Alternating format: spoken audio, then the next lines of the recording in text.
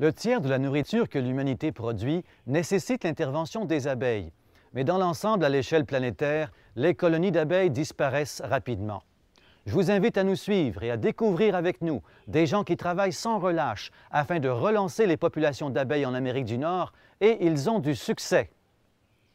Suivez la vie d'un apiculteur canadien, Brian Campbell, qui nous entraînera dans des endroits inusités comme le toit de cet hôtel, ou le toit de cet hôtel de ville, ou alors le toit de ce building, ou encore de ce concessionnaire BMW, pour nous y faire découvrir des ruches. Hi, Pete. Brian, how are you? Very well. How are your bees? They are excellent. We wanted to be able to show the world that as a luxury car dealership, you can still be environmentally friendly, reduce your carbon footprint, and coexist between having bees and cars. Let's go have a look at your bees. Sure, follow me. Okay, thank you. Brian aime bien aider les nouveaux apiculteurs, peu importe où ils se trouvent. Yeah, this one did very well immediately.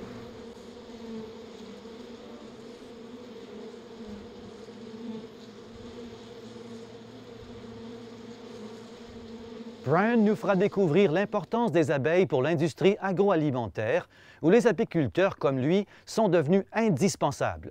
My name is Harold Steves. I'm a lifelong farmer in Steveston area of Richmond. We raise belted Galloway cattle, and we grow heirloom vegetables and seeds. We grow about 75 different varieties of vegetable seed here on our farm. Had problem a few years ago with not enough bees to pollinate the flowers, so we weren't getting very good seed production. We weren't getting very many apples, and many of the seeds that we were growing, we weren't getting very good production. And when we got Brian's bees, the bees were able to pollinate all of our trees and pollinate all of the seed crops that we're growing, so it has been very helpful to have bees on the farm. In terms of our seed production, we have to be very careful that we grow what we call open pollinated varieties of seeds, and the bees pollinate that one variety, and then we get pure seed afterwards. So all of the pollination is done by the bees for the seed production that we get, because it's the type of seeds that we grow depend upon the bees for the seed production. If we had two varieties of the same vegetable, the bees would actually cross them, so we have to be very careful in our selection of what crops we're growing at any time, and the bees do a very good job, and we get good seed production.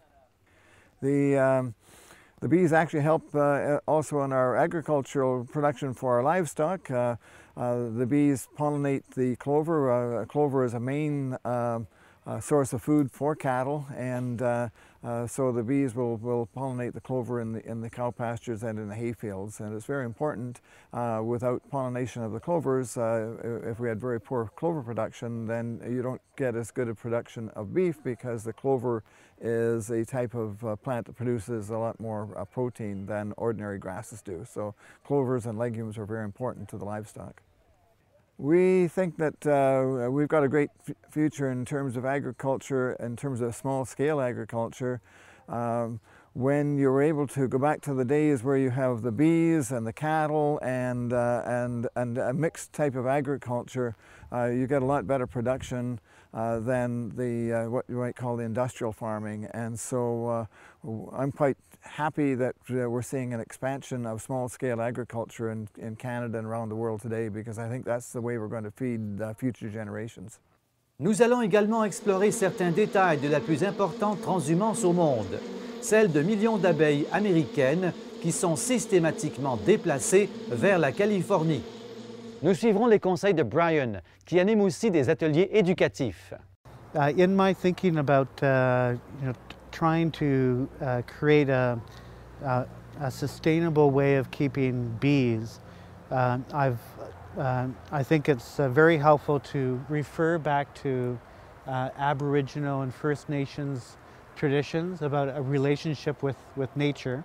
Add some smoke. There we go. Perfect. And that's partly why I use the cedar and sweetgrass, tobacco and sage in my beekeeping. I'm trying to close that circle between the present and the past, and to build a bridge into the future.